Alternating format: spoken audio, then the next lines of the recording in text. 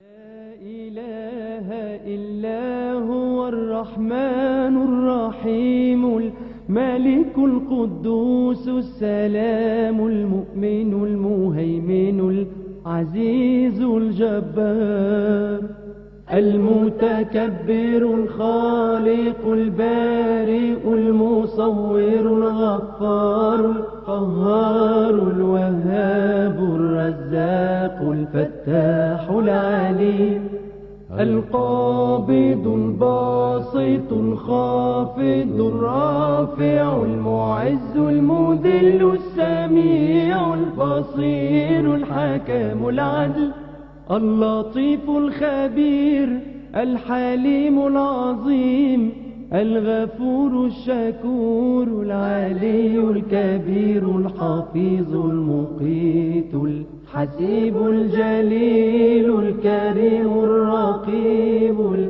المجيب الواسع الحكيم الودود المجيد الباعث الشهيد الحق الوكيل القوي المتين الولي الحميد المحصي المبدئ المعيد المحيي المميت الحي القيوم الواجد الماجد الواحد الصمد القادر المقتدر المقدم المؤخر الأول الآخر الظاهر الباطن الوالي المتعالي البر التواب المنتقم العفو الرؤوف مالك الملك ذو الجلال والإكرام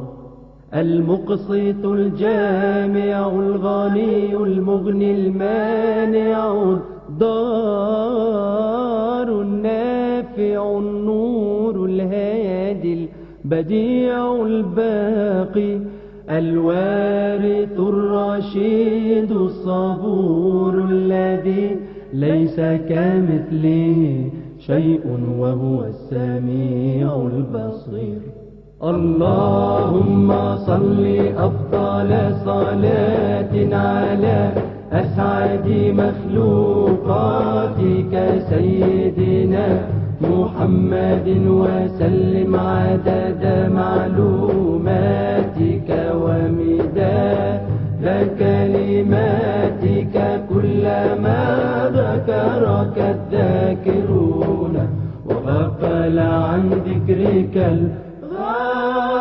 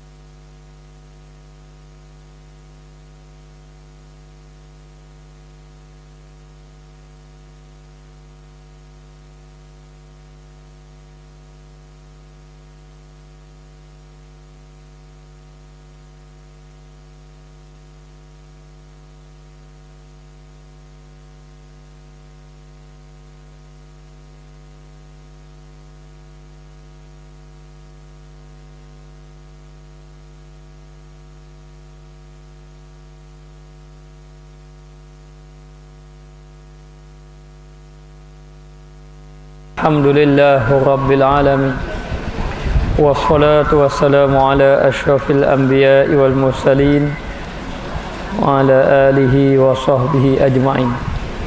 Subhanaka la ilma lana illa ma 'allamtana innaka antal alimul hakim. Rabbi shrah li sadri wa yassir li amri wahlul 'uqdatam min lisani yafqahu qawli. Firman Allah Subhanahu wa taala, afaman syarahallahu sadrahu lil islami wa huwa ala nurin min rabbih, maka tiadakah orang yang dibukakan Allah Ta'ala akan dadanya bagi Islam itu, maka iaitulah atas nur daripada Tuhannya. Maka adakah orang yang dibuka hatinya oleh Allah Ta'ala? Adakah orang yang dibuka Allah Ta'ala akan dadanya, yakni hatinya, dengan memeluk agama Islam, dengan Islam boleh terima Islam, maka itulah atas nur daripada Tuhannya, yakni nur ilahi, cahaya Allah Ta'ala, membuka hidayat, cahaya hidayat daripada cahaya hidayat Allah Subhanahu wa Ta'ala. Maka siapakah yang paling baik daripada orang yang tidak mendapat cahaya Allah Ta'ala? Maka orang yang menerima Islam, yang dibukakan Allah Ta'ala hati dia Islam, terima Islam, dapat beramal dengan Islam, adalah orang yang mendapat cahaya hidayat Allah Ta'ala. Nur hati, nur Allah Ta'ala masuk di dalam hati-hati manusia. Sebab itulah bagi orang yang tidak dapat hidayat Allah Ta'ala, walaupun duduk sama dengan Nabi, walaupun ada kerabat Nabi, pak saudara Nabi Abu Jahal, tidak beriman. Duduk serumah dengan Nabi Abu Jahal, Abu Talib, tidak beriman dengan Allah, tidak beriman. Dan ada yang jauh berjalan kaki cari Nabi, jumpa, beriman dengan Allah Ta'ala.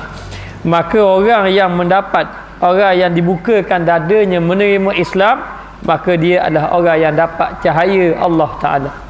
Maka manakah yang lebih baik daripada orang yang mendapat cahaya Allah dengan orang yang tidak mendapat cahaya Allah Ta'ala, dengan orang yang tidak beriman dengan Allah Subhanahu wa Ta'ala?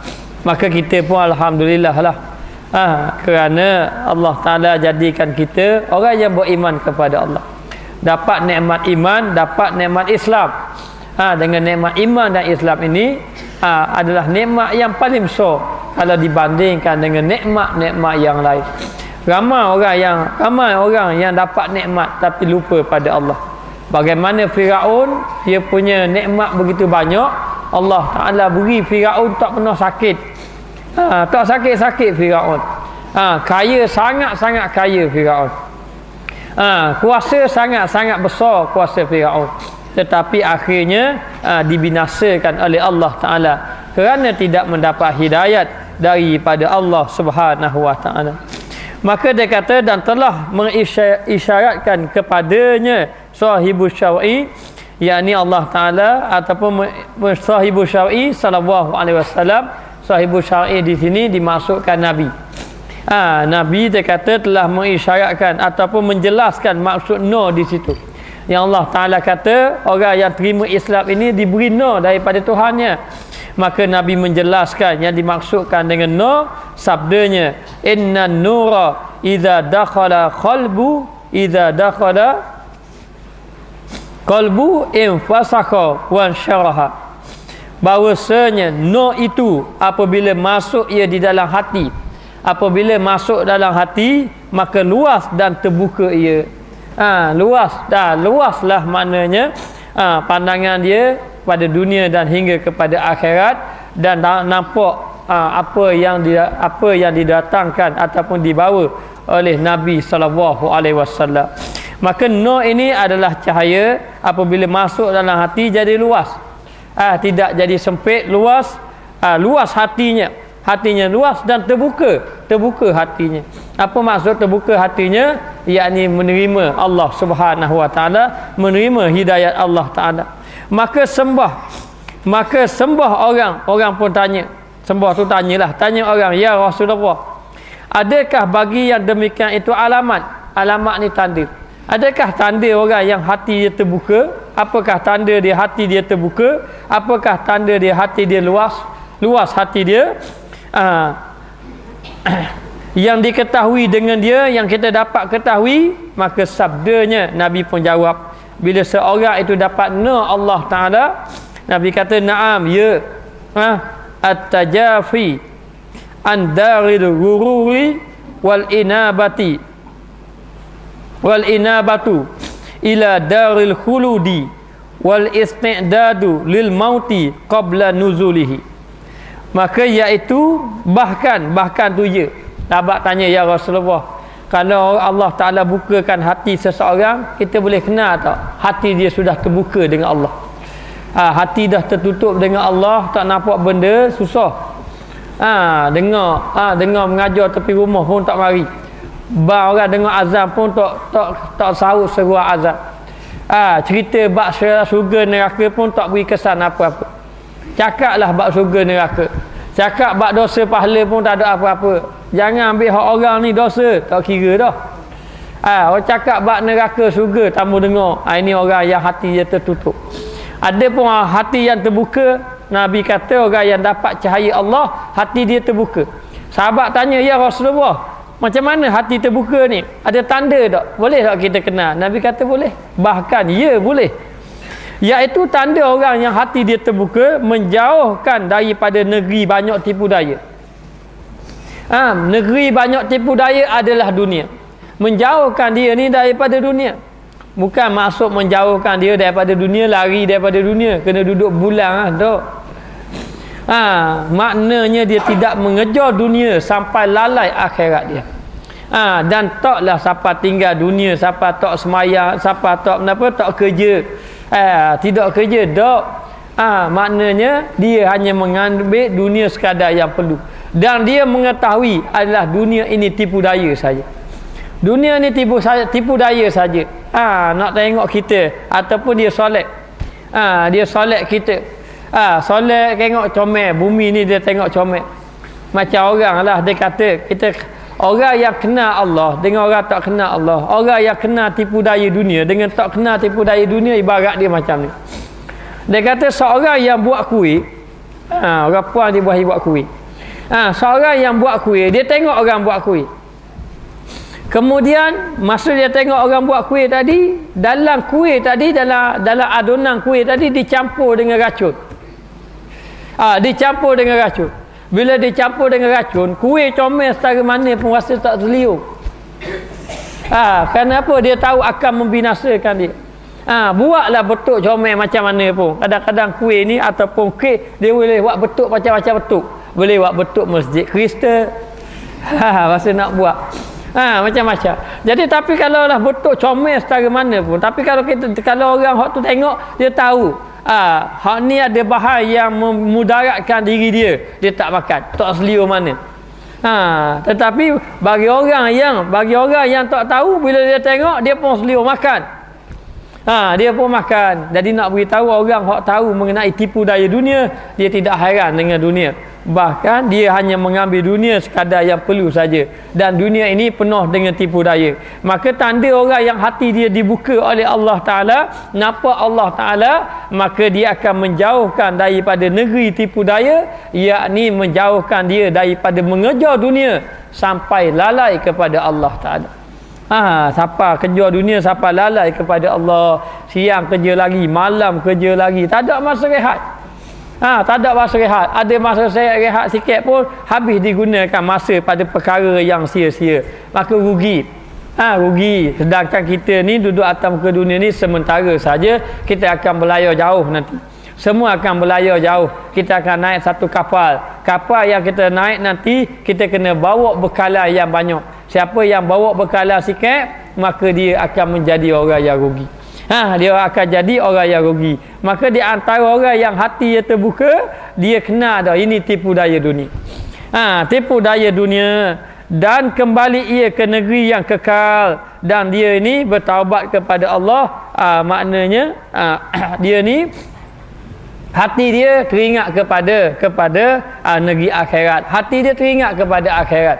Bahawa dia tahu dia ni akan pergi juga, akan singgah di suatu negeri yang kekal abadi, yakni negeri akhirat. Duduk atas muka dunia, ingat sama ke akhirat. Ini orang yang hati terbuka dengan Allah Ta'ala. Macam orang pergi belayar lah. Orang pergi belayar, dia pergi belayar mana-mana pun, pergi kat Mekah pun ataupun pergi mana-mana dia pergi belayar, dia teringat sama kampung halaman, dan dia tahu tempat yang dia pergi jalan ni tempat sementara saja. Anak kita atur belajar luar negara, aturlah kat Mesir. Dia walaupun duduk kat Mesir, dia teringat satu hari nanti aku akan balik juga ke kampung aku. Nak balik teringat sama. Jadi hati dok gantung kat kampung dia. Maka orang duduk atas muka dunia, hati dok gantung kat akhirat. Mana ingat ke akhirat sama. Bila ingat ke akhirat, nak buat dosa, takut nak buat dosa sebab benda dekat akhirat nanti dibentangkan di hadapan Allah. Dibentangkan di hadapan Allah. Jadi nak beritahu, kita duduk atas muka dunia ni bukan untuk nak berseronok-seronok dah, tetapi untuk mencari bekalan sebanyak mana yang boleh. Hari ni Allah Ta'ala beri peluang cari bekalan saja. Bekalan saja. Dan Allah Ta'ala akan tengok bekalan apa yang kita bawa. Sama ada bekalan itu bekalan yang banyak pahala ataupun bekalan tadi bekalan yang banyak dosa. Maka orang yang hati dia terbuka kepada Allah, akhirnya dia kata dia akan kembali kepada negeri yang kekal, dia akan bertaubat, dia akan rujuk, hati dia teringat kepada negeri akhirat dan mensedia bagi mati. Mensediakan bagi mati, yakni bersiap sedia dengan amal yang soleh. Amal yang soleh dahulu daripada datangnya, yakni dahulu daripada datang kematian. Orang yang cerdik kata Nabi, orang yang bersiap sedia untuk menghadapi kematian. Siap sedia untuk menghadapi kematian, kerana kematian ini pasti akan berlaku. Tiap-tiap seorang pasti akan berlaku. Qul innal mautal ladzi tafiruna minhu fa innahu mulaqikum. Katakanlah wahai Muhammad, kematian yang kamu lari-lari pasti akan berjumpa dengan kamu. Kita ni memanglah kita berasa nak hidup lama. Berasa nak hidup lama. Bila rasa nak hidup lama, berasa tak mati, kita pun buat ikut hawa nafsu. Ikut hawa nafsu saja. Tapi kita kena ingat, apa yang kita buat di atas muka dunia ini akan dibentangkan di hadapan Allah Subhanahu wa ta'ala. Maka orang yang hati dia mendapat cahaya Allah, hidayat Allah ta'ala, hati dia tidak tertipu daya dengan kehidupan dunia, dan hati dia sentiasa mengingati akhirat. Akibat daripada ingat akhirat, sentiasa bersedia untuk menghadapi kematian. Dan mati tak kira masa dah. Tak kira. Bila sampai masa mati, dia akan mati. Baik muda, baik tua, mati belaka. Mati belaka bila sampai masa dia. Jadi orang yang ni, orang yang hati dia dibuka oleh Allah Ta'ala, hidayah Allah, dia akan bersiap sedia untuk menghadapi kematian. Dengan apa? Dengan amal yang soleh. Sebab apa? Bila kita mati, anak beranak kita pergi juga agak kubur. Kalau kita ada kenderaan, kalau kita ada harta kita mungkin pergi juga agak kubur. Kereta kita ni pergi kot kat kubur. Orang guna kot kereta kita. Siapalah dekat kubur. Kemudian selain daripada tu, siapa lagi? Jiran tetangga kita pergi juga dekat kubur. Teman kita, orang yang kita kasih, isteri kita, suami kita akan pergi juga dekat kubur. Tetapi lepas daripada tu, orang yang kita kasih pun balik, harta kita pun balik, jiran tetangga kita pun balik. Habis semua balik, tinggal kita seorang. Bila kita seorang ni, kita nak duduk satu tempat yang agak lama, lebih lama daripada alam dunia ni, dipanggil alam barzakh. Maka kita duduk situ, yang tinggal dengan kita adalah amalan saja. Kalau amalan tadi amalan yang baik, maka kita beruntung. Tapi kalau amalan yang buruk, kita akan rugi. Kerana orang yang mati, kalau dia boleh bangkit atas muka dunia, barang 1 minit pun untuk ucap astagfirullah pun dia nak. Kalau boleh dah, kita ni Allah Ta'ala beri lagi nyawa. Beri lagi nyawa pada kita, tujuannya untuk kita mengabdikan diri kepada Allah Ta'ala dan beri lagi peluang. Maka bila Allah Ta'ala beri peluang, bermakna kita perlu bersiap sedia untuk menghadapinya, dan pasti akan dilalui oleh semua manusia, akan berjumpa dengan Allah Ta'ala, dan Allah Ta'ala akan tanya atas apa yang kita lakukan. Di antara yang dia tanya, umur yang kita Allah Ta'ala beri pada kita, buat apa dengan umur tadi? Masa umur muda-muda buat apa? Kemudian Allah Ta'ala beri harta kepada kamu, dengan apa harta kamu gunakan? Kemudian Allah Ta'ala beri pula ilmu kepada kamu, dengan apa ilmu kamu beri? Kamu amalkan dia ataupun tidak?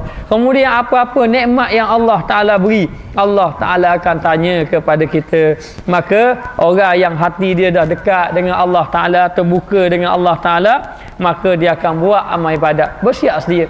melakukan amal ibadat kepada Allah Subhanahu wa taala, barang yang rugi dia amal ibadat, dia menangis dah, dia sesal dah.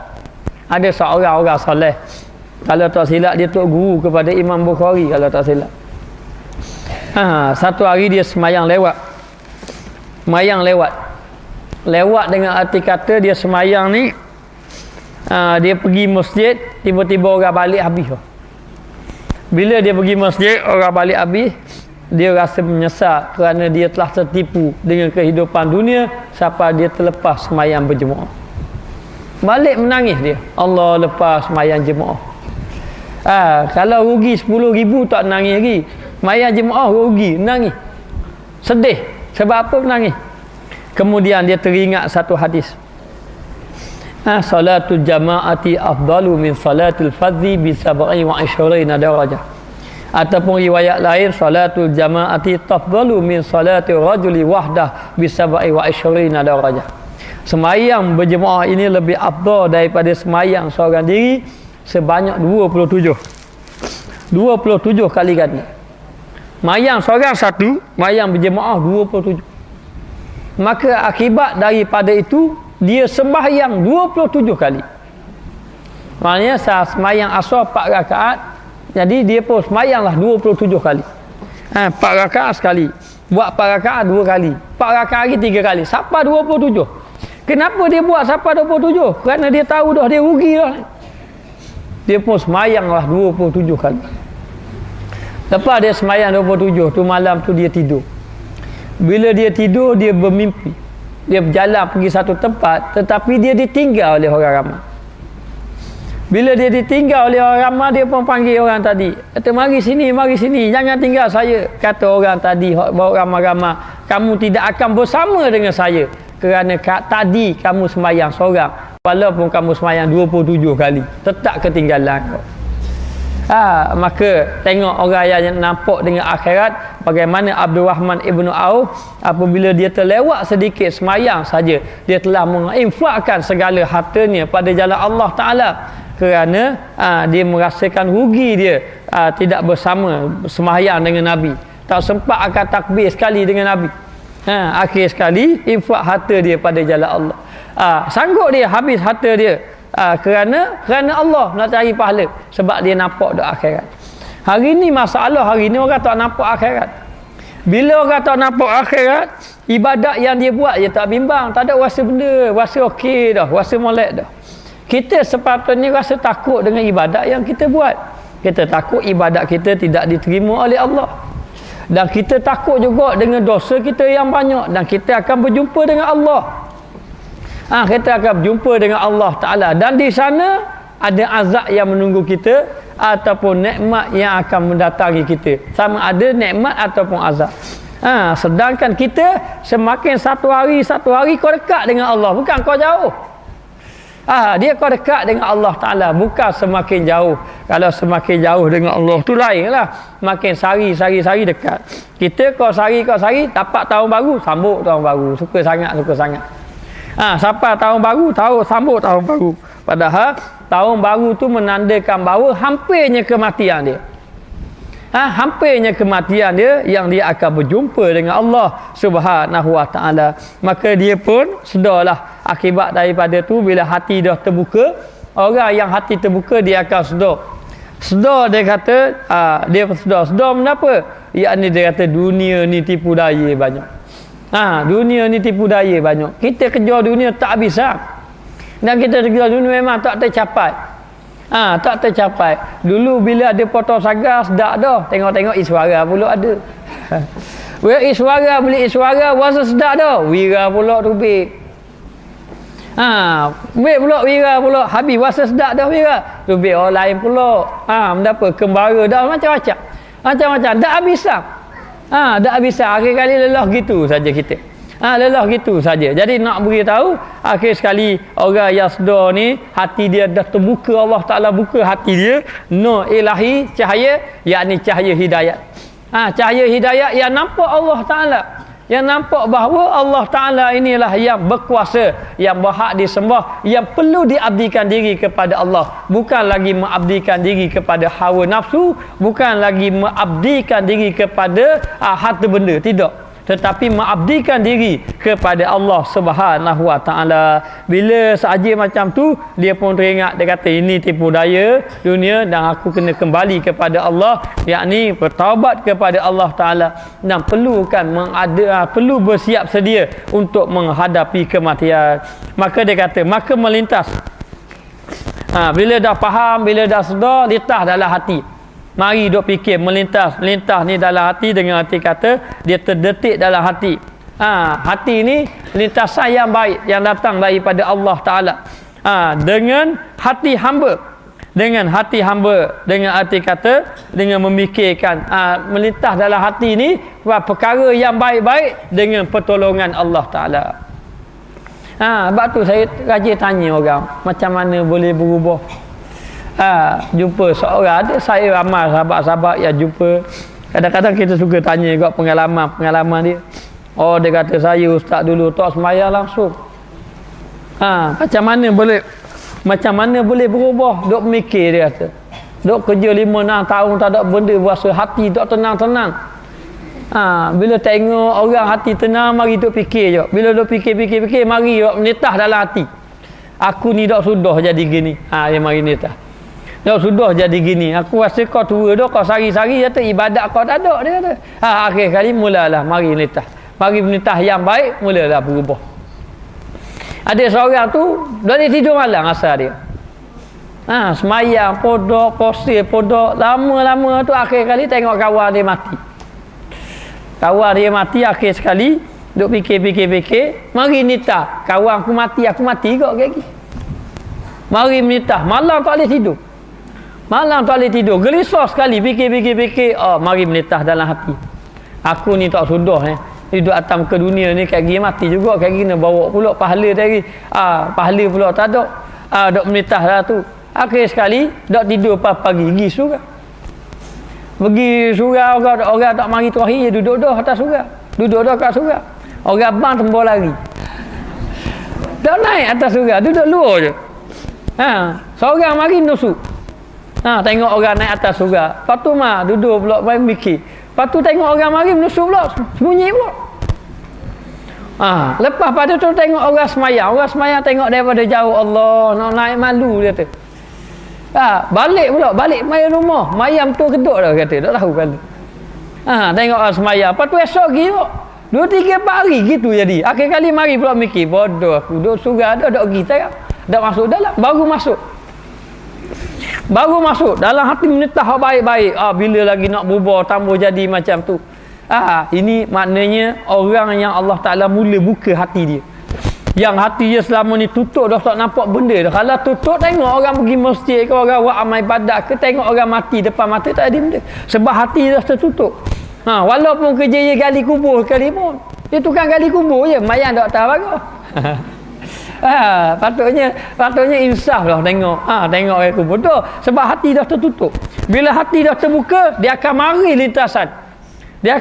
lintasan dalam hati. Lintasan itu lintasan datang daripada Allah dan daripada taufik Allah Ta'ala. Maka dia kata melintas dengan hati manusia, iaitu hati manusia akan melintas lintasan yang baik-baik yang datang daripada Allah dengan taufik Allah, dengan pertolongan Allah.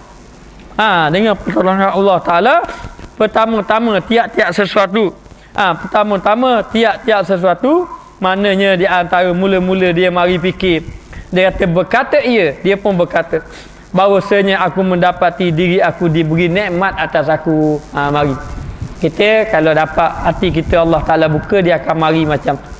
Dia mari Allah Ta'ala beri nikmat banyak ke aku. Ataupun dia kata aku ni lama dah susah, lama dah hidup dalam keadaan lalai. Kita ni banyak lalai. Dalam ibadat kita buat tu lalai lagi. Dalam ibadat kita buat tu, apatah lagi hak tak buat ibadat, lebih-lebih lagi lalai. Mari metah dalam hati, dia kata banyaknya Allah Ta'ala beri nikmat kepada aku. Memang benar. Wa in ta'uddu nikmatallah la tusuha. la tuhsuha. Seandainya kamu nak menghitung nikmat Allah, kamu tidak akan terhitung. Kerana banyak Allah Ta'ala beri nikmat. Maka dia kata nikmat atasku dengan bagai-bagai nikmat, dengan bagai-bagai nikmat yang Allah Ta'ala beri pada kita. Kita ni bila dapat nikmat lalai. Lalai bila Allah Ta'ala beri nikmat kepada kita. Seperti nikmat hidup. Hidup ni satu nikmat yang besar. Betapa ramai orang yang mati itu bercita-cita nak hidup. Betapa ramai orang yang mati itu menyesal dia kerana duduk atas muka dunia dahulu dia tidak melakukan amal ibadat. Tidak melakukan amal ibadat kepada Allah. Mati 40 tahun, 50 tahun, 60 tahun, kadang dalam keadaan tak sembahyang, dalam keadaan kejut. Ada setengah tu sampai kejut. Kejut sampai dapat harta banyak, dan mulai harta banyak mati. Tak ada benda. Kadang-kadang setengah tu buat mahligai besar-besar, tengah-tengah buat mahligai sakit dah, siap mahligai mati. Dadang duduk mahligai pun ada juga. Ada juga. Lepas ada seorang sahabat saya cerita, dia kata orang buka kedai. Daripada orang yang duduk pergi masjid surah, pergi masjid surah buka kedai. Bila buka kedai, lepas buka kedai Allah Ta'ala beri nikmat, maju kedai dia, maju kedai, daripada pergi masjid surah jadi tak pergi. Jadi tak pergi. Baik, bila tak pergi tak apa, nikmat banyak, piti banyak. Daripada kedai kecil jadi kedai besar. Lepas tu kedai kau besar, kedai daripada rumah kecil rumah besar. Daripada kenderaan kecil tukar kenderaan besar. Tapi lepas tu daripada rumah sebuah jadi rumah banyak. Rumah 2 buah. Lepas tu kereta pun banyak. Dah molek. Kereta banyak pun sibuk dengan berniaga. Nikmat pun dapat nikmat beli kereta tu je lah. Akhir sekali dah dapat piti banyak, mati. Baik, rumah besar tu boleh boleh bagi anak-anak. Lepas pada tu rumah saya duduk tu boleh ke bini dia. Bini dia pun nikah orang lain, ada cerita. Ada cerita. Dah kereta tu boleh ke anak-anak. Baik, anak-anak isteri tu ingat tak kita tu. Kalau kita siang malam cari untuk dia tu. Akhir kali kita kena ingat. Bekalan kita yang sebenar adalah bekalan kita nak bawa di hadapan Allah Subhanahu Wa Ta'ala. Maka dia kata nikmat banyak seperti nikmat hidup. Nikmat hidup di atas muka dunia, dan juga kuasa kita, nikmat kuasa, iaitu nikmat kekuatan kita. Kuat kita, dengan arti kata nikmat tubuh badan kita sihat. Nikmat tubuh badan sihat. Tubuh badan sihat ni untuk buat amal ibadat. Tengah-tengah tubuh sihat, sementara boleh bangun buat amal ibadat. Jangan tunggu masa kita sakit baru nak buat amal ibadat. Sebab itu dia kata orang yang tak mampu dah nak buat maksiat, tak mampu dah nak buat maksiat, baru nak buat amal ibadat, baru nak bertaubat, taubat dia tidak diterima. Tak diterima dah. Selagi mana dia sihat, lagi tu dia buat maksiat. Setelah tak boleh dah, tak boleh dah nak buat maksiat, tak boleh dah, mari mikir buat ibadat pula. Setelah tak mampu nak buat maksiat, itu pun tahu sebab tak mampu. Kalau sihat buat maksiat sekarang, orang macam ni tidak diterima taubat dia kepada Allah. Maka Allah Ta'ala beri nikmat sihat. Kita tak berasa nikmat sihat. Orang yang berasa nikmat sihat ni orang sakit. Orang sakit berasa Allah utuhnya nikmat sihat. Utuhnya sihat. Dan kita sihat tak berasa apa-apa saja. Maka Allah Ta'ala beri nikmat, di antaranya nikmat sihat, nikmat kuat, dan juga nikmat akal fikiran. Akal fikiran yang kita dapat fikir dengan fikiran yang baik, dapat fikir perkara yang baik, perkara yang buruk, dan berkata dan sekalian perkara yang indah-indah, yang mulia. Dan dikata dia fikir Allah Ta'ala beri perkara yang baik-baik, perkara yang molek-molek, dan jenis lazat, dan macam-macam kenikmatan, kelazatan yang Allah Ta'ala beri. Dia mari fikir, mari hati nak terbuka ni dengan Allah, dia mari fikir.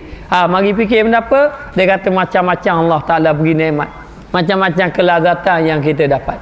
Dapat kelazatan yang dapat, dan barang yang dipalingkan daripadaku, barang yang dipalingkan daripada bagai mudarat, mudarat dan kebinasaan. Dan Allah Ta'ala jauhkan pula daripada kemudaratan.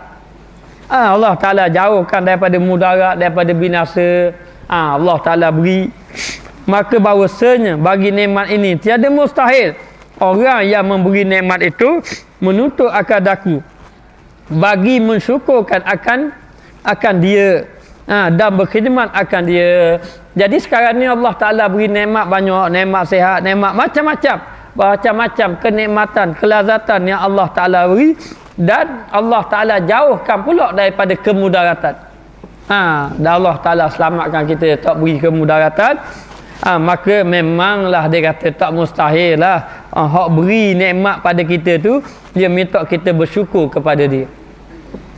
Syukur macam mana bersyukur kepada dia? Syukur kepada Allah. Apa makna bersyukur kepada Allah? Yakni menggunakan nikmat Allah Ta'ala dengan perkara yang diredai oleh Allah. Okey, baik, Allah Ta'ala beri mata, guna mata ke arah kebaikan. Allah Ta'ala beri mulut, guna mulut ke arah kebaikan. Gunalah mulut buat mengaji Quran, buat nasihat-nasihat orang, buat nasihat, buat berzikir, bertasbih, menyucikan Allah Ta'ala. Yang ni nikmat yang Allah Ta'ala beri, nikmat mulut. Allah Ta'ala beri nikmat telinga, guna telinga dengar hak molek-molek, dengar kuliah-kuliah agama, dengar kuliah agama. Ini dia panggil bersyukur. Allah Ta'ala beri tangan, guna tangan buat kebaikan. Tangan berkhidmat kepada suami, berkhidmat kepada anak-anak, buat masakan. Kita masak untuk suami kita dapat pahala. Tangan kebaikan, buat kebaikan. Kaki pergi kepada tempat-tempat ibadat, tempat-tempat yang mendapat pahala di sisi Allah Ta'ala. Pergi ke masjid, pergi ke surau, pergi ke majlis tempat-tempat ilmu, untuk mendapat pahala. Lepas tu ada satu kisah, Allah Ta'ala suruh malaikat cabut nyawa seorang hamba Allah. Hamba Allah Ta'ala yang bersyukur, suruh cabut nyawa. Maka nak cabut nyawa dia, nak cabut belah tangan tak boleh cabut tangan, cabut kaki tak boleh kaki, cabut ikut mata tak boleh, ikut telinga tak boleh, ikut mulut tak boleh. Maka malaikat mengadu pada Allah. Dia kata, saya cuba cabut dah, tak boleh. Maka Allah Ta'ala kata, macam mana kamu boleh nak cabut dia nyawa dia? Sebab daripada anggota yang kamu cabut tu, dia gunakan ke arah kebaikan. Kenapa? Kaki dia tepat kebajikan, tepat kebaikan. Tangan dia buat kebaikan, buat tolong orang. Mata dia tak tengok maksiat, telinga dia tak tengok perkara, tak dengar perkara lain. Maka kamu tidak boleh cabut, kerana dia adalah orang yang bersyukur kepada Allah. Bersyukur kepada Allah, maka oleh itu kamu cabutlah di atas bumbung kepala ni, tepat sujud dia kepada Allah, cabutlah. Cabutlah dia nyawa dia di situ. Maka barulah malaikat maut boleh cabut. Kenapa tak boleh cabut? Sebab anggota yang Allah Ta'ala beri ni diguna ke arah kebaikan. Dan Allah Ta'ala janji, la in syakartum la azidannakum wa la in kafartum inna azabi lasyadid. Kalau kamu bersyukur dengan nikmat aku tambah nikmat. Nikmat Allah Ta'ala beri pada kita, kita bersyukur. Kita bersyukur, Allah Ta'ala tambahkan nikmat. Dengan cara macam mana? Sekarang ni Allah Ta'ala beri kita sihat. Maka dengan kesihatan ni kita gunakan ke arah kebaikan. Maka Allah Ta'ala tambahkan lagi kesihatan kita untuk kita melakukan amal ibadat kepada Allah Ta'ala. Tetapi kalau kita buat perkara munkar ataupun dosa, mungkin Allah Ta'ala akan cabut nikmat. Maka Allah Ta'ala sebut, kalau mu kufur pada nikmat aku ingatlah azab aku begitu pedih sekali yang akan diseksa dekat negeri akhirat kelak. Maka dia kata di sini, Allah Ta'ala mintalah kita supaya kita bersyukur kepada dia dan berkhidmat akan dia, yakni melakukan taat kepada Allah Ta'ala, buat kerja taat kepada Allah Ta'ala. Maka jika aku lalaikan daripada yang demikian itu, yakni ketaatan, kalau kita lalai tak buat taat kepada Allah Ta'ala, lalai tak buat taat kepada Allah Ta'ala, maka dihilangkan daripada aku nikmatnya, dan dihilangkan nikmat. Allah Ta'ala akan cabut nikmat kalau orang tu lalai kepada Allah Subhanahu Wa Ta'ala. Jadi apa-apa yang Allah Ta'ala beri kepada kita, jangan kita lalaikan. Nikmat ni Allah Ta'ala beri ni besar. Nikmat ni besar dan tidak ada bandingan nikmat. Mata kita, kalau orang nak beli dengan harga 5 juta, kita nak jual. Kita tak mau jual. Sebab apa? Tidak ada nilaian. Nilai. Dan nikmat Allah Ta'ala nikmat besar. Contohnya nikmat mata lah. Ada satu kisah. Seorang yang buat amal ibadat banyak. Dia buat amal ibadat banyak, kemudian Allah Ta'ala nak masukkan dia dalam syurga. Bila Allah Ta'ala nak masukkan dia dalam syurga, Allah Ta'ala pun sebut, aku masukkan kamu ke dalam syurga dengan rahmat aku. Apa makna rahmat? Dengan kasihan belas aku. Kasihan belas aku. Maka bila dia dengar macam tu, dia kata, ya Allah, saya nak masuk dalam syurga dengan ibadat saya. Saya tambah dengan kasihan belas. Dengan ibadat saya nak masuk. Maka Allah Ta'ala kata, kalau macam tu tak apalah, Allah Ta'ala timbang. Bila Allah Ta'ala timbang, ditimbangkan ibadat dia berat lah. Sebab ibadat yang dibuat tanpa maksiat, berat ibadat dia. Bila ibadat dia timbang berat, dia ambil nikmat mata saja, tak ada nikmat lain lagi, nikmat mata dia letak dekat neraca satu lagi. Jadi ringan yang ni, berat lagi nikmat mata, tercapak yang ni, nak kabur ringannya hak ni kalau dibanding dengan nikmat mata.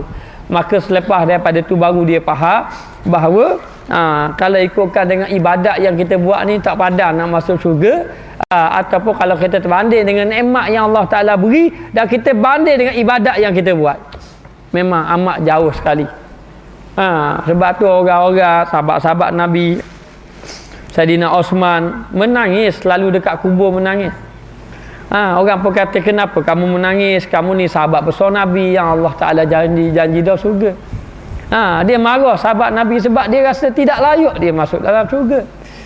Tidak layak, dan dia bersyukur kepada Allah. Sedangkan Nabi SAW semayang, orang yang kuat semayang. Satu malam Aisyah radhiyallahu anha bangun daripada tidur, tengok Nabi tak ada. Bila Nabi tak ada, Aisyah susah hati, takut bimbang pergi rumah orang isteri orang lain. Bimbang. Dia pun pergi cari. Bila dia cari, tengok Nabi tengah semayang malam-malam. Nabi tengah semayang malam-malam. Dia pun tengok Nabi, Allah, Nabi kuat sangat semayang. Pas semayang. Semayang. Siapa dia lihat Nabi ni siapa bekok-bekok. Kuatnya semayang Nabi. Maka lepas daripada tu Aisyah pun kata, ya Rasulullah, bapa dok susah-susah sangat buat ibadat berat-berat macam ni, sedangkan Allah Ta'ala dah jamin dah kamu syurga. Jamin dah syurga. Cikgu sekolah kata tak apalah, dia kata awak lulu pesa dah. Lebih kurang je duduk. Lebih kurang. Kalau dapat jaminan syurga, aruh dah mayar pesangnya. Dapat jaminan, tapi kita tak ada jaminan pun. Tapi Nabi walaupun dapat jaminan syurga, tetap kuat amal ibadat. Kalau Nabi tak banyak sembahyang sunat pun masuk syurga dah.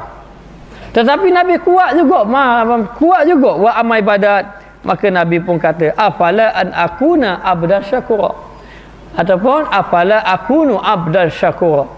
Apakah salah aku nak menjadi hamba yang bersyukur, yang berterima kasih kepada Allah. Allah Ta'ala beri nikmat aku, nikmat. Maka dengan nikmat itu, maka Nabi pun buat amal ibadat kepada Allah Ta'ala. Maka kita tidak dapat nikmat Allah Ta'ala beri pada kita ni, tujuannya supaya kita bersyukur kepada Allah. Syukur kepada Allah dengan cara melakukan ketaatan kepada Allah Ta'ala. Kalau kita lalai, nascaya Allah Ta'ala akan tarik nikmat kita. Tarik nikmat kita, tarik pas satu.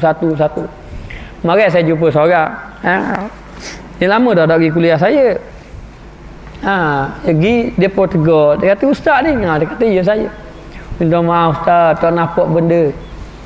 Tak nampak sikit. Nampak bayang-bayang. Tak apalah, alhamdulillah lah, boleh. Boleh lagi bangun. Dia kata Allah Ta'ala tarik dah. Dulu boleh dengar kuliah. Lah ni tak nampak langsung. Dah. Tak apalah, mana-mana yang ada lagi tu kita bersyukur kepada Allah. Buatlah amal ibadat pada Allah. Buat ibadat pada Allah Ta'ala. Jadi dia kata mana-mana ada masa ni buat lagi lah ibadat tu. Sementara Allah Ta'ala tarik. Maknanya dia rasa dah, dia kata sementara Allah Ta'ala tarik, buat amal ibadat. Bagus, alhamdulillah. Selagi mana ada Allah, kita buat amal ibadat, dan Allah Ta'ala akan tarik nikmat kita. Satu tarik. menandakan bahawa kita lagi akan jumpa dengan Allah Subhanahu Wa Taala. Maka dia kata di sini, kalau kita lalai dihilangkan daripada aku nikmatnya dan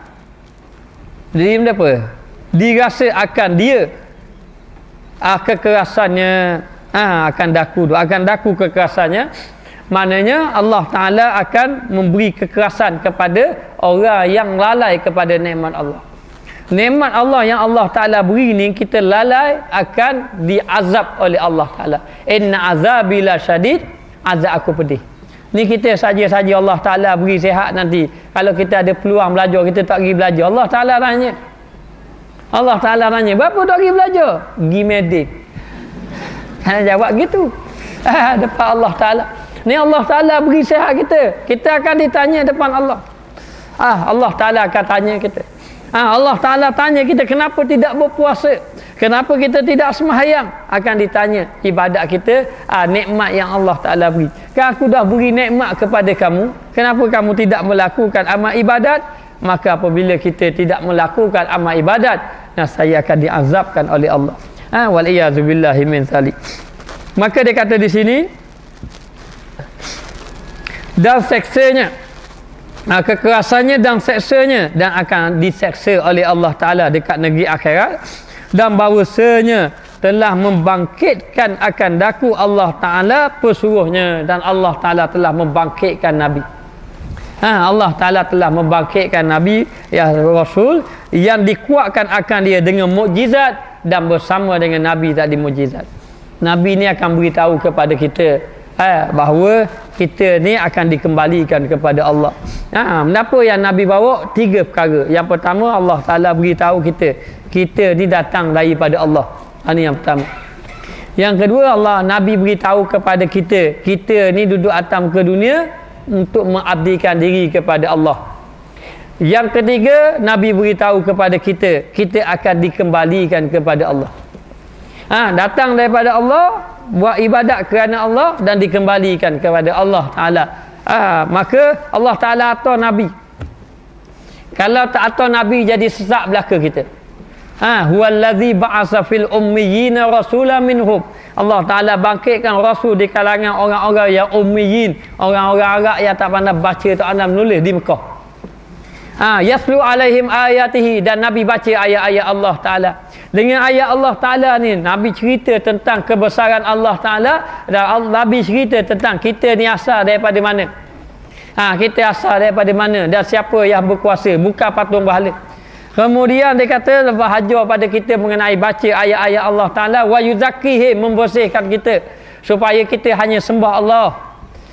Kalau tidak, kita ni hidup dalam keadaan sesat. Maka Nabi ajar kita hanya sembah Allah Ta'ala, bersihkan hati kita daripada perkara syirik.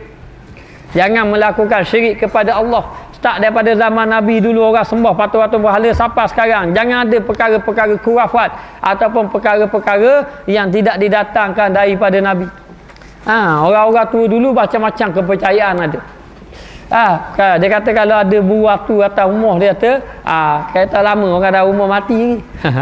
Bila mari buru atas rumah, debar perut orang dah rumah. Tak percaya. Mari bebok masuk dalam rumah, buat dapat tolak bala. Ini perkara-perkara yang tidak ada nas. Tidak ada nas. Jadi nak beritahu, membersihkan hati-hati manusia daripada khurafat-khurafat. Khurafat-khurafat, perkara-perkara yang menyeleweng daripada agama. Wa yuzakkihim wa yuallimuhumul kitaba wal hikmah, dan Nabi mengajar Al-Quran, dalam Al-Quran menceritakan segala-galanya. Al-Quran dan juga hikmah, dan juga hadis Nabi sallallahu alaihi wasallam. Wa in kanu min qablu la fi dhalalin mubin, dan sebelum pada ni kamu berada dalam kesesatan yang nyata. Maknanya orang yang tamu dengar Al-Quran, tamu dengar hadis, dia duduk dalam keadaan sesat. Maka Allah Ta'ala membangkitkan Nabi, dan dikuatkan Nabi dengan mukjizat. Kenapa mukjizat? Mukjizat ni perkara yang Allah Ta'ala tolong Nabi. Mukjizat yang kharik. Kharik maknanya yang mencari. Kenapa cari? Mencari adat. Bagi adat, mencari adat. Mencari adat ni luar biasa. Siapa boleh belah bulan? Belah bulan. Nabi belah bulan. Bulan dia belah 2. tu belakang tu ada gambar. Apa ni? Orang tengok dekat satelit, melalui satelit dekat bulan ada bekas kena ada garisan yang Nabi telah membelah bulan. Jadi nak beritahu perkara-perkara yang mencari adat ni perkara yang luar biasa. Pernah satu ketika bewok. Pernah satu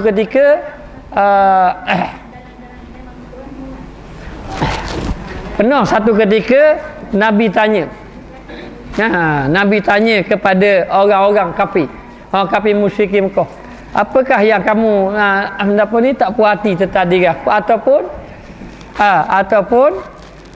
Nabi tanya pada orang-orang Mekah tadi, dia kata sebab apa yang kamu dah terima aku menjadi rasul? Dan apakah kamu nak bukti daripada aku, daripada Nabi lah. Akhir sekali mereka minta bukti daripada Nabi, mukjizat. Di antaranya bewok boleh cakap. Aja dengar tak Nabi? Orang minta tu, Nabi tanya bewok, wahai bewok, dia kata apakah pandangan kamu tentang diri aku? Bewok tu kata annaka Rasulullah, kamu adalah Rasulullah. Kamu adalah Rasulullah. Jadi Nabi pun sebut, Nabi pun dapat mukjizat daripada Allah Ta'ala beri. Perkara yang mencari adat, yang melemahkan kuasa manusia, yang tak ada manusia boleh lawan mukjizat. Mukjizat ni tak ada manusia yang boleh lawan. Tak ada manusia yang boleh buat sebagaimana Nabi buat mukjizat. Ada mukjizat makanan yang sedikit ramai boleh makan. Maknanya satu ketika Jabir, sahabat bernama Jabir jemput Nabi makan. Bila jemput Nabi makan, Nabi jemput orang ramai, beratus-ratus orang makan. Padahal dia buat makanan ke Nabi seorang je. Maka dia pun pergi makan ramai-ramai, jadi semua cukup boleh makan. Ini mukjizat Nabi. Kita tak ada mukjizat, jangan buat gitu. Buat makanan 10 orang, panggil 100 orang. Mau makanan tak cukup. Dan ada sekali Nabi makan 40 orang. Habis Nabi makan, Nabi kata panggil lagi 40 orang. Makan lagi 40 orang, cukup pula. Nabi kata panggil lagi makan, cukup 120 orang makan. Makanan yang 40 orang. Ini mukjizat Nabi. Maka dikuatkan Nabi dengan mukjizat, yakni perkara yang luar biasa. Mencari adat itu, korek itu mencari bagi adat, mencari adat. Adat dia gini, mencari adat, maknanya luar biasa. Dan juga dia kata luar biasa yang melemahkan kuasa manusia yang tidak dapat tandingan. Tak ada orang boleh tanding mukjizat Nabi ni.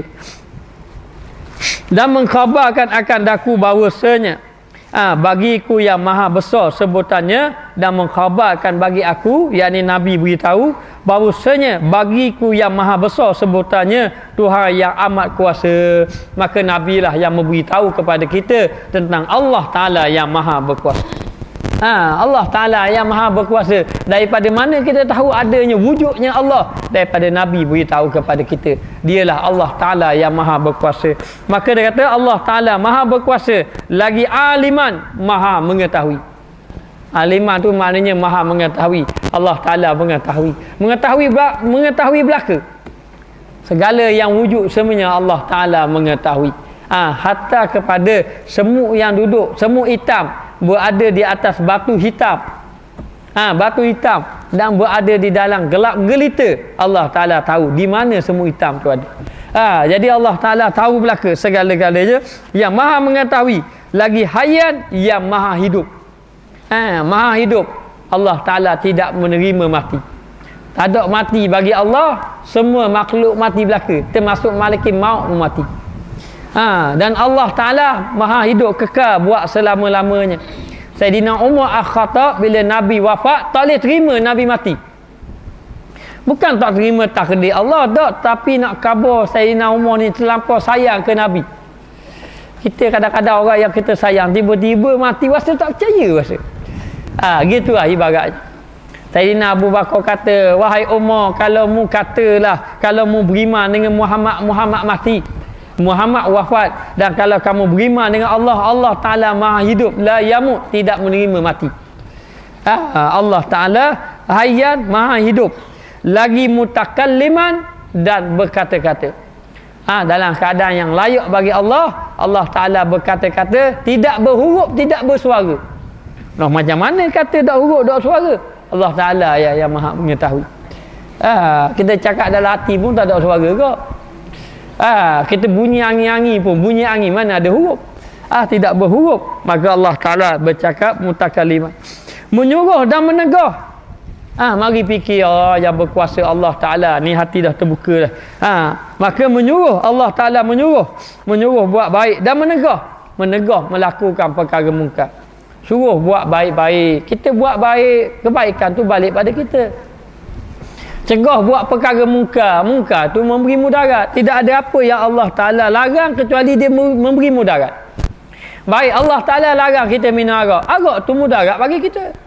Tidak ada perkara yang Allah Ta'ala larang, dan tidak ada perkara yang Allah Ta'ala suruh kecuali ia memberi kebaikan kepada kita. Beri kebaikan kepada kita. Maka Allah Ta'ala lah suruh dan Allah Ta'ala lah yang mencegah. Bahawasanya ia amat kuasa atas amat kuasa atas bahawa diseksa. Jika aku maksiat akan dia, dan Allah Ta'ala berkuasa menyeksa seandainya aku melakukan maksiat terhadap Allah Ta'ala. Maka dia kata di sini dan Allah Ta'ala berkuasa menyeksa hamba dia. Hamba dia yang buat mungkar, yang buat maksiat, yang buat zalim pada diri sendiri. Dan Allah Ta'ala tidak zalim pada hamba dia. Maka Allah Ta'ala berkuasa mengazabkan hamba dia. Azab Allah Ta'ala amat pedih. Sangat-sangat pedih. Dan disediakan neraka. Dalam neraka ni macam-macam. Api yang kuat menyala. Bergelegak kita tengok. Dengar dekat negeri akhirat tadi, Allah takut. Azab api neraka ni, apabila dinyalakan api neraka, malaikat sujud belaka. Sujud kerana apa? Kerana takut kepada Allah Ta'ala. Malaikat sujud tu takut kepada Allah Ta'ala. Maka malaikat tanya, ya Allah, kami kena azab apa? Allah Ta'ala kata, malaikat tidak diazabkan oleh Allah. Maka azab Allah Ta'ala amat pedih sekali. Dan dia kata di sini, dan memberi pahala jika aku taat akan dia, dan Allah Ta'ala akan memberi pahala seandainya kita buat taat kepada Allah. Dengan melakukan apa yang Allah Ta'ala perintahkan kepada kita, maka kita pun buat akan mendapat pahala di sisi Allah. Dan Allah Ta'ala akan balas dengan apa yang kita lakukan. Ada pahala yang diganda-gandakan oleh Allah Ta'ala dengan pahala yang banyak. Pahala. Jadi pahala ni kita tak tahu, kita buat atas muka dunia, tetapi sampai dekat akhirat baru kita nampak. Bila kita mati, Allah Ta'ala akan tunjuk. Ini dia balasan pahala. Pahala ni atas muka dunia ibaratnya duit. Kalau duit kita banyak, maka senanglah kita dekat atas muka dunia. Tetapi kalaulah duit kita sikit, susahlah kita. Susah di atas muka dunia. Maka yang lebih penting lagi pahala. Dekat negeri akhirat, siapa yang banyak pahala, untunglah dia. Ada orang yang duduk atas muka dunia, harta banyak, pahala sikit. Ada orang yang duduk atas muka dunia, harta banyak, pahala banyak. Ada orang yang duduk atas muka dunia, harta dia sikit, dan dia punya pahala pun sikit. Maka Allah Ta'ala akan beri pahala bagi orang yang buat kebajikan. Buat kebajikan atas muka dunia, Allah Ta'ala akan beri pahala atas muka dunia saja. Dekat akhirat tak tambah dah pahala. Tak payah minta lah semayang nak tambah pahala dah. Dan ada orang yang dekat akhirat tak ada pahala, walaupun dia buat pahala. Contohnya dia tidak amanah sebagai contoh, ataupun dia khianat, ataupun dia ambil hak orang lain. Maka dekat negeri akhirat kelak, bila dia ambil hak orang lain, orang hak kena zalim, dia akan minta hak dia. Bila minta hak dia, dia kena balas, dia kena bayar dengan dia, bayar dengan pahala. Pahala hak dia ada semayang puasa saja, dia kena beri ke orang tadi. Bila dia beri ke orang tadi, pahala dia habis dah, kemudian tak cukup lagi, hutang banyak lagi. Maka hutang banyak, dosa orang kena tok atas kepala dia. Kena tok atas kepala dia. Ni pahala yang berlaku dekat negeri akhirat. Ada orang yang buat amal sikit, pahala banyak. Dia kata, ya Allah, saya tak buat pun amalan ni, kerana pahala banyak. Katanya, walaupun kamu tak buat, tapi kamu ada niat nak melakukannya. Kerana orang niat nak buat baik, dapat pahala dah. Buat niat baik, dia dapat pahala. Baik, kita tengok. Maka dia kata di sini,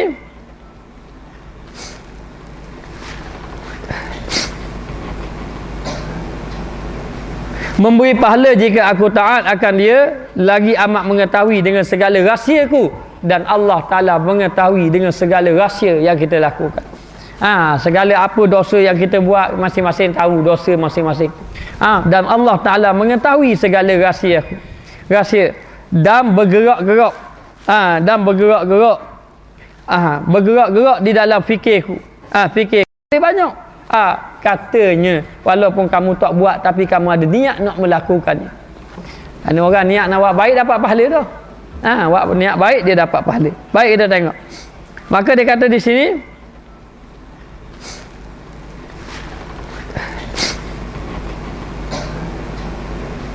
memberi pahala jika aku taat akan dia, lagi amat mengetahui dengan segala rahsiaku, dan Allah Ta'ala mengetahui dengan segala rahsia yang kita lakukan.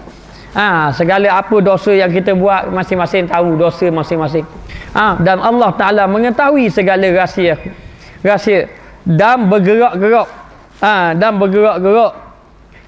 bergerak-gerak di dalam fikirku. Dan bahawasanya telah menjanjikan dengan kebajikan dan kejahatan, dan menyuruh dengan memegang akan simpulan syarak. Maka dia kata, marilah fikir dalam hati.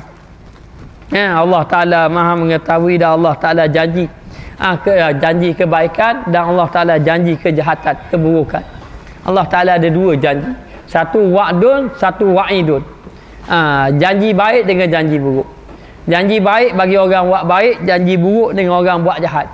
Jadi duk fikir, bila orang hati dah terbuka dah dengan Allah, dia akan fikir sama janji Allah Ta'ala. Fikir macam mana? Dia fikir, kata kalau aku buat jahat, nanti Allah Ta'ala balas. Dan segala yang aku buat ni diketahui oleh Allah Ta'ala. Maka tidak dapat tidak aku duduk atas muka dunia, aku kena berpegang dengan agama. Kena memegang akan simpulan syarak.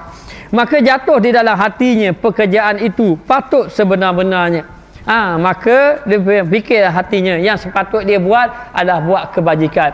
Pekerjaan yang patut dia buat adalah kebajikan. Itulah yang sebenar-benarnya, yakni mengikuti apa yang Allah Ta'ala perintahkan. Kerana bukan mustahil bagi yang demikian itu pada akal dengan permulaan telik, maka tidaklah mustahil yang demikian itu pada akal.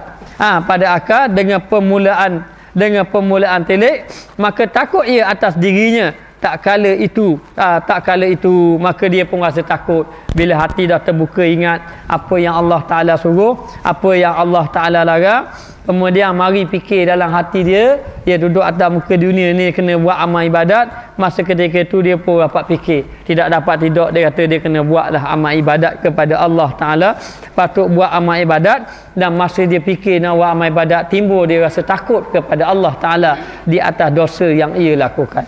Ada seorang saya tanya dia macam mana boleh berubah. Dia kata saya baca kisah Barsisa.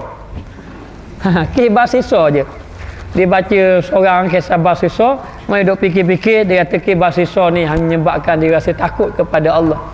Sebab Barsisa ni orang yang buat amal ibadat kuat, mati dalam keadaan kafir. Kita duduk atas muka dunia ni, kita buat amal ibadat, kita tak tahu, masing-masing tak tahu.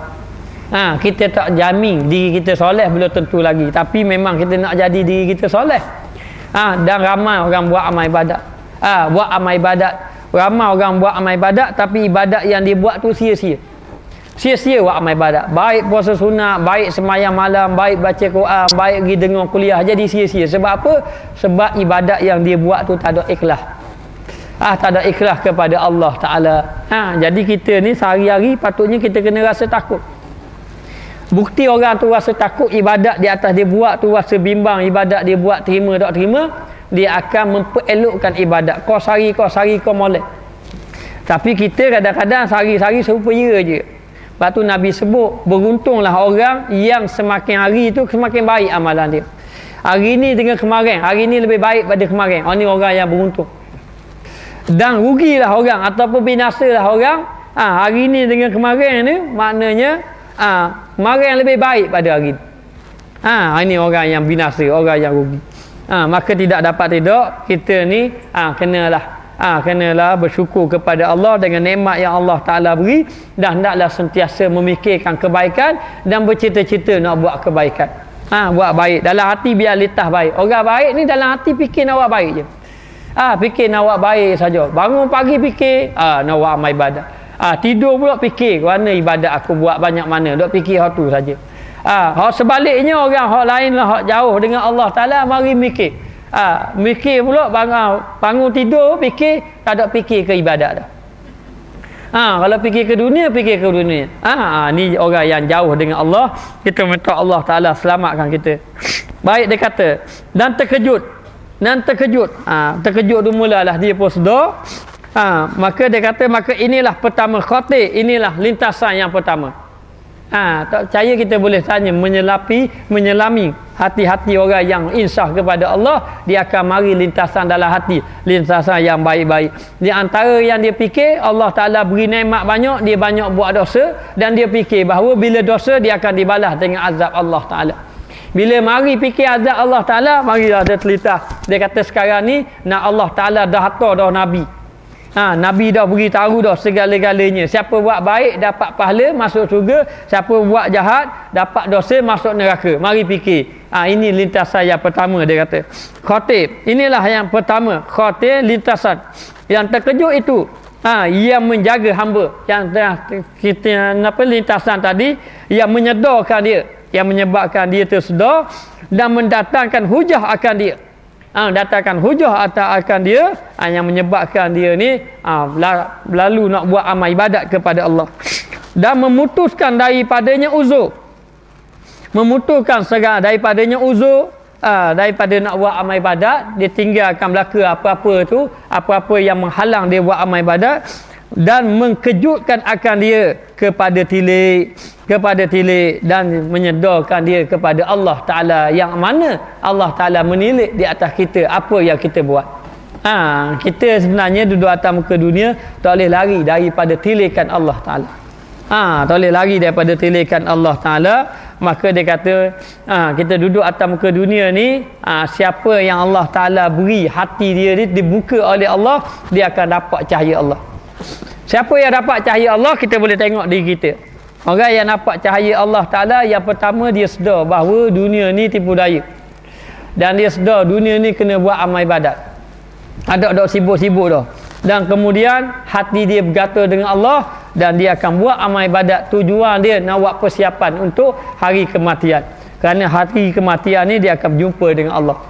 Maka nak dapat mula-mula macam ni, dia akan mari menitah dalam buat amal ibadat pada Allah.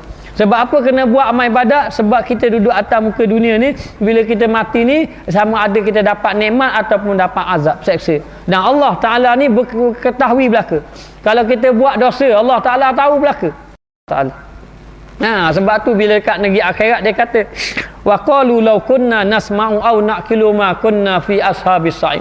Dia kata masa kita duduk atas muka dunia dulu, kalau kita pergi dengar dan kalau kita fikir apa yang kita dengar, saya kita tak jadi dah ahli neraka. Ni siapa ni ahli neraka duk cakap dekat negeri akhirat? Kalau duduk atas muka dunia ni, kalau kita dengar tak apa. Dan kalau kita dengar, kita fikir betul-betul, kita tak akan jadi dah gini. Allah Ta'ala kata fa'tarafu bi dzambihim. Mu kena ngaku dah dosa mu. Tak ada pakar dah masa tu. Bizambihim fasuhkan li ashabis sa'ir, maka kamu akan jadi suhkan. Suhkan ni apa? Suhkan ni tepung gandum. Jadi debu macam tepung gandum. Kamu akan jadi suhkan. Ashabis sa'ir akan menjadi ahli neraka sa'ir. Maka dia ketika itu barulah kita pun akan menyesal. Maka atas muka dunia ni Allah Ta'ala beri orang yang dapat cahaya hidayah Allah Ta'ala, dia mari fikir dalam hati dia, tak jadi macam ni, kena buat amal ibadat. Tapi hidayah Allah Ta'ala ni atas orang-orang yang Allah Ta'ala pilih saja. Allah Ta'ala buka hati seseorang saja. Dan buka hati seorang dia nampak. Dan tak buka gak dia tak nampak. Abu Jahal sendiri pun tak nampak, walaupun anak saudara dia. Yang lebih lagi Abi Talib yang duduk sama dengan Nabi, tidak beriman dengan Allah Subhanahu Wa Ta'ala. Maka dia kata, dan menggerak-gerak akan hamba pada ketika itu, dan membalik-balik akan dia, dan tinggal baginya ketetapan, dan menilik ia di dalam jalan kelepasan dan tempat iman. Maka dia kata dalam hati dia, maka menggerak-gerak akan hamba pada ketika itu. Hati dia akan duk fikir sama tentang dosa-dosa yang dia buat, serta pahala yang kurang pada diri dia. Ini apabila hati dia buka. Allah Ta'ala akan buka hati dia. Bila Allah Ta'ala buka hati dia akan bolak-balik atau duk fikir-fikir sama tentang dosa-dosa yang dia lakukan. Sebab tu orang kadang-kadang dia dapat isah, dia menangis sungguh. Isah sungguh di atas dosa. Kemudian membalik-balik akan dia dan tinggal baginya ketetapan.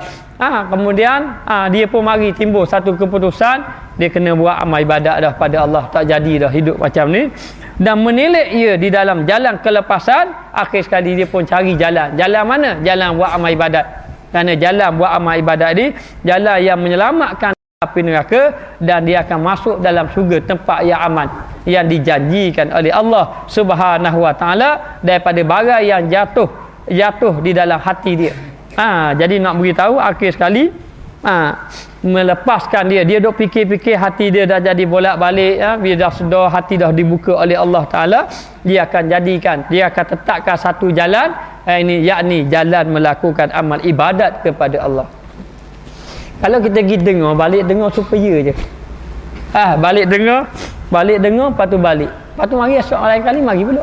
Balik. Tak ada rasa benda.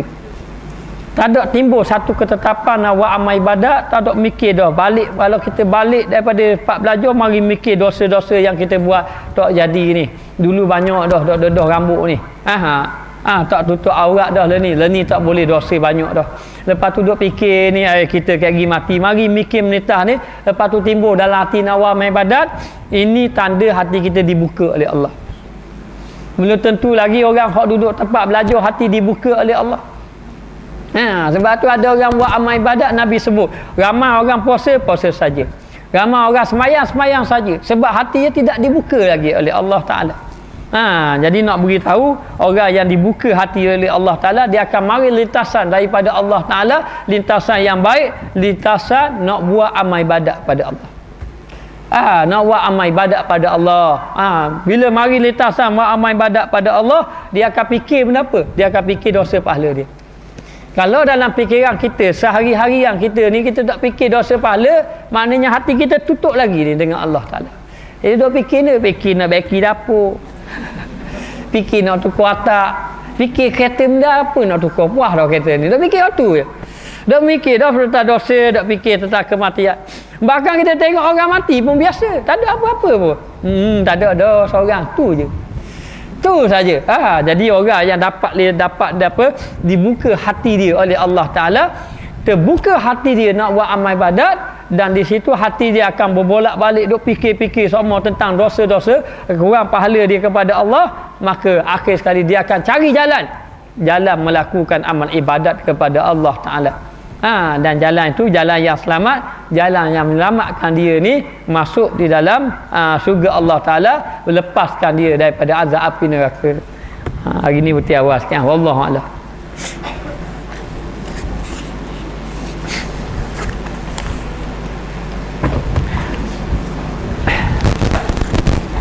Bismillahirrahmanirrahim. Rabbana zalamna anfusana wa illam taghfir lana wa tarhamna lanakunanna minal khasirin. Allahumma alimna ma jahilna, Allahumma rudna ilman nafi'an wa dzukna fahman tayyiban.